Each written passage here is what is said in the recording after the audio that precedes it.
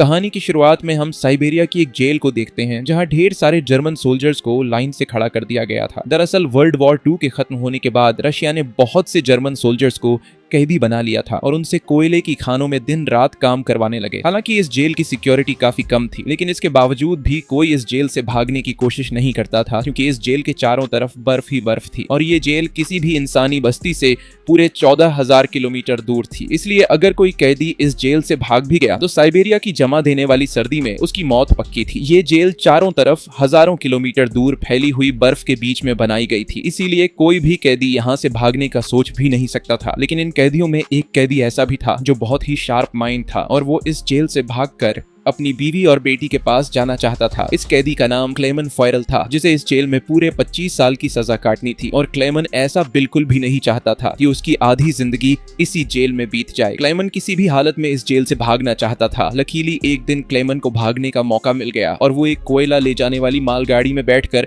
इस जेल से भाग निकला। अब जेल के बाहर जब उसने खुले आसमान में सितारों को देखा तो वो खुशी से झूम उठा, लेकिन ये खुशी कुछ ही देर की मेहमान थी। थोड़ी दूर चलने के बाद उस मालगाड़ी को रोक दिया गया और जब क्लेमन ने बाहर झांक कर देखा तो एक रशियन सोल्जर बंदूक ताने उसके सामने खड़ा था। बदकिस्मती से यहाँ क्लेमन पकड़ा गया और जेल से भागने के जुर्म में उसे एक ओपन एयर सेल में बंद कर दिया गया। सर्दी बहुत ज्यादा थी और रात में होने वाली बारिश ने क्लेमन की हालत खराब कर दी थी। उस सेल में क्लेमन को कुछ घंटों के लिए नहीं बल्कि पूरे 2 दिनों तक रखा गया। अब पूरे 2 दिन बाद अगली सुबह जेल का वार्डन उसके पास आया और उसे सेल से बाहर निकालकर उससे कुछ भी टॉर्चर नहीं किया गया, बस सिर्फ ये बोला कि तुम्हारे साथी बेसब्री से तुम्हारा इंतजार कर रहे हैं। अब जब क्लेमन अपने साथियों से मिला तो वो सब लाठियां और डंडे लेकर उसका इंतजार कर रहे थे। वो सब क्लेमन पर बहुत गुस्सा थे क्योंकि क्लेमन के भागने की वजह से उन सबको पिछले 2 दिनों से भूखा रखा गया था और क्लेमन को अब वार्डन की बात समझ में आ गई कि उसने क्यों कहा था कि तुम्हारे साथी तुम्हारा इंतजार कर रहे हैं। अब क्लेमन को देखते ही बाकी कैदियों ने उस पर हमला कर दिया और उसे बहुत बुरी तरह से मारा। इस मारपीट में क्लेमन इतना जख्मी हो गया कि उसे जेल के हॉस्पिटल में एडमिट करना पड़ा। इस जेल का डॉक्टर भी एक जर्मन कैदी था। जैसे ही क्लेमन होश में आया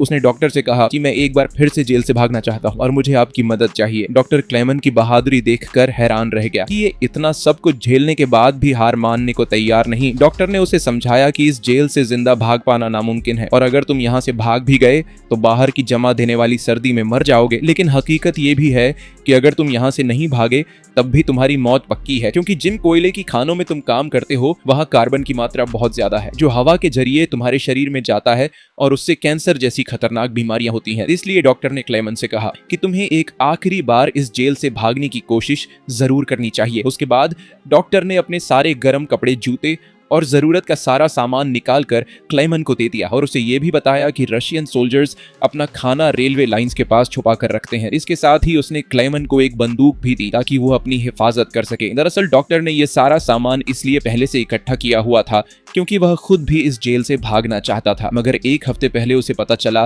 कि वह कैंसर का मरीज है और उसके पास 1 महीने से ज्यादा वक्त नहीं है। अब उसने क्लेमन को एक लंच बॉक्स दिया और कहा कि अगर तुम जिंदा बच गए तो मेरी फैमिली तक ये लंच बॉक्स पहुंचा देना और कहना कि मैं इस दुनिया में अब नहीं रहा। यहाँ एक बार फिर से रात के अंधेरे में क्लेमन दोबारा भाग निकला और इस बार उसने मालगाड़ी की बजाय पैदल चलने का फैसला किया। वो पूरी रात पैदल चलने के बाद सुबह भी चलता रहता है क्योंकि उसे डर रहता है कि कहीं रशियन सोल्जर उसे पकड़ न लें। अब जब सुबह वार्डन को पता चला कि क्लेमन जेल से फरार हो चुका है तो वो सीधा डॉक्टर से पूछताछ करने उसके कमरे में पहुंचा, लेकिन उसके पहुंचने से पहले ही डॉक्टर ने अपनी जान ले ली थी क्योंकि उसे पता था कि क्लेमन के भागने की खबर सुनने के बाद वार्डन मुझे बहुत तड़पा कर मारेगा। इसके बाद वार्डन ने कई रशिया सिपाहियों को क्लेमन की तलाश में भेजा और उसे जिंदा पकड़कर वापस लाने का हुक्म दिया, लेकिन कई दिनों की तलाश के बाद भी उसे क्लेमन का कोई पता न चल सका। क्लेमन की खुशकिस्मती ये थी कि बर्फबारी स्टार्ट होने की वजह से उसके पैरों के निशान मिटते जा रहे थे, जिससे क्लेमन को ढूंढना मुश्किल पड़ रहा था। अब सबको लगने लगा कि क्लेमन इस सर्दी में जमकर मर चुका होगा, मगर वार्डन मानने को तैयार नहीं था क्योंकि वार्डन जानता था कि क्लेमन बहुत स्ट्रॉन्ग है और वो इतनी आसानी से हार नहीं मानेगा, इसलिए उसने तलाश जारी रखने का हुक्म दिया। वहीं दूसरी तरफ हम क्लेमन को देखते हैं जो पूरे जोश के साथ बर्फीले तूफान को पार करते हुए आगे बढ़ रहा था। जेल से भागने के 9 दिन बाद उसे अचानक कुत्तों के भौंकने की आवाज सुनाई दी और जैसे ही वो पीछे मुड़ा उसने एक स्लेज को अपनी तरफ आते देखा। उससे पहले कि वो भागता वो स्लेज उसके पास आ गई और उस पर चढ़ती हुई आगे निकल गई। तभी क्लेमन की आंख खुल गई और उसे पता चला कि वो सिर्फ सपना देख रहा था। दरअसल क्लेमन पिछले 9 दिनों से पैदल चल रहा था और अब उसका खाना भी खत्म हो चुका था। भूख और थकान की वजह से उसका आगे बढ़ना मुश्किल हो गया था, लेकिन इसके बावजूद क्लेमन ने हार नहीं मानी और जैसे तैसे चलता रहा। कुछ दिनों के बाद उसका जिस्म भी जवाब दे गया और वो भूख से बेहोश हो गया। अब कुछ घंटों बाद जब उसे होश आया, उसने अपने आसपास एक अजीब सी आवाज सुनी। तभी उसने एक सील को देखा और ये देखते ही उसकी आंखें चमक उठी। उसने फौरन अपनी बंदूक निकाली और पूरी ताकत के साथ निशाना लगाने की कोशिश की, लेकिन थकान और कमजोरी की वजह से उसका निशाना गलत हो गया और वो सील वहां से भागने लगी। क्लेमन, जिसे कई दिनों बाद जिंदा रहने की एक छोटी सी उम्मीद मिली थी, वो इस उम्मीद को हाथ से नहीं जाने दे सकता था। क्लेमन फौरन उसके पीछे दौड़ा, लेकिन दौड़ते वक्त क्लेमन बर्फ टूटने की वजह से पानी में गिर जाता है, जिससे उसके पैर में चोट आ जाती है। लेकिन जख्मी होने के बावजूद वो सील का पीछा करने लगा। क्लेमन जैसे ही गोली चलाने वाला था, वो सील एक चट्टान के पीछे छिप गई। क्लेमन और आगे बढ़ता है और सील को दोबारा देख लेता है। उससे पहले कि वो पानी में जाती, क्लेमन ने अपनी आखिरी गोली चलाई और खुशकिस्मती से वो गोली उसे लग गई। ये देखकर क्लेमन खुशी से झूम उठा, क्योंकि अब सफर के दौरान उसे खाने की फिक्र नहीं थी। कई दिनों के बाद क्लेमन ने पेट भर कर खाना खाया और थोड़ा आराम करके अपना सफर जारी रखा। अब इतने लंबे सफर में क्लेमन बिल्कुल अकेला था और उसके चारों तरफ बर्फ के अलावा कुछ भी न था। इस माहौल में उसकी दिमागी हालत खराब हो सकती थी, इसलिए वो खुद से बातें करता और पॉजिटिव बातें कहकर खुद को आगे बढ़ने के लिए मोटिवेट करता। इसके साथ ही वो हर वक्त कैंपस के जरिए अपने रास्ते को देखता है, ताकि वो इस बर्फीली वादी में कहीं खो न जाए। इसी तरह दिन गुजरते गए और फिर महीने, लगातार 2 महीने चलने के बाद क्लेमन को इस बर्फीले मैदान में एक छोटा सा पेड़ दिखाई दिया। इस पेड़ को देखकर क्लेमन इतना खुश हुआ कि जैसे उसे कोई खजाना मिल गया हो और वो भागकर उस पेड़ को गले लगा लेता है। दरअसल ये पेड़ इस बात की निशानी थी कि क्लेमन लगातार 2 महीने चलने के बाद अब ये बर्फीला मैदान क्रॉस कर चुका है और आगे जंगल शुरू होने वाला है। थोड़ा ही आगे चलने के बाद ठीक वैसा ही हुआ जैसा उसने सोचा था। अब यहाँ से जंगल शुरू होने वाला था। बर्फ का इलाका खत्म हो रहा था। वो जंगल में बहुत खुश था। वो लकड़ियां इकट्ठा करके आग जलाता है और कई महीनों बाद पहली बार सुकून से सो जाता है। और अगला दिन उसके लिए सुकून का था या नहीं, ये कोई नहीं जानता। दूसरी तरफ हम वार्डन को देखते हैं, जो अब भी क्लेमन की तलाश में था और उसने अपनी सर्च पार्टी को हुक्म दिया कि वो 500 किलोमीटर के दायरे में क्लेमन की तलाश करे। वहीं क्लेमन एक जंगल से होता हुआ आगे बढ़ रहा था कि अचानक वहां एक बर्फीला तूफान आ गया। ये तूफान इतना तेज था कि बड़े बड़े पेड़ भी जमीन से उखड़कर गिरने लगे। क्लेमन जैसे ही आगे बढ़ने की कोशिश करता है, एक बड़ा सा पेड़ सीधा उस पर गिर जाता है। क्लेमन की किस्मत अच्छी थी कि शाम में 2 आदमी यहाँ से गुजरे जो सोने की तलाश में थे। उन्होंने क्लेमन को देख लिया और वक्त पर उसकी जान बचा ली। उसके बाद ये तीनों एक साथ आगे बढ़े और कई दिनों के सफर के बाद बर्फीले मैदान से बाहर निकल आए। रास्ते में उन्हें एक दरिया मिला, जिसे पार करने के लिए उन्होंने लकड़ी की एक कश्ती बनाई। दरिया पार करते वक्त वह आपस में बातें करने लगे और एक दूसरे को बचपन के किस्से सुनाने लगे। लेकिन इसी बीच दरिया का बहाव तेज हो गया और कश्ती काबू से बाहर होने लगी। ऐसे में एक साथी का तवाजुन बिगड़ गया और वह सीधा पानी में जा गिरा। उसे तैरना नहीं आता था, वह डूबने लगा। ये देखकर क्लेमन ने पानी में छलांग लगा दी और किसी तरह उस आदमी को किनारे तक लाकर उसकी जान बचाई। दूसरी तरफ उनका दूसरा साथी उन दोनों को डूबने के लिए छोड़ देता है और अकेला आगे बढ़ गया। उसका दूसरा साथी बहुत ही लालची था। उसे लगा कि वो दोनों मर गए होंगे और लालच के चलते उसने अपने दोस्त का सोना भी खुद के पास रख दिया। थोड़ी देर बाद जब क्लेमन और दूसरा आदमी टेंट तक पहुंचे तो उस आदमी को अपने दोस्त पर बहुत गुस्सा आया और उसने उसे गोली मारकर उसकी जान ली। उसके बाद क्लेमन और वह आदमी ने सामान उठाया और सफर जारी रखा। वे दोनों कई महीनों तक इसी उम्मीद पर चलते रहे कि कोई इंसानी आबादी उन्हें मिल जाए। लेकिन दोबारा सर्दियों का मौसम आ गया और हर तरफ के जंगलात बर्फ की सफेद चादर में छुप गए। उस आदमी ने जो सामान उठाया था वह काफी भारी था, इसलिए उसे बर्फ में चलने में मुश्किल हो रही थी। ये देखकर क्लेमन ने उसका बोझ हल्का करने की कोशिश की और कहा कि कुछ देर के लिए अपना सामान मुझे दे दो। लेकिन यहाँ उस आदमी को शक हुआ कि शायद क्लेमन भी उसका सोना चुराना चाहता है, इसलिए उसने क्लेमन पर हमला करके उसे नीचे धकेल देता है, जिससे क्लेमन बेहोश हो जाता है। थोड़ी देर बाद क्लेमन को होश आया तो उसने देखा कि भेड़ियों का एक झुंड उसकी तरफ आ रहा है।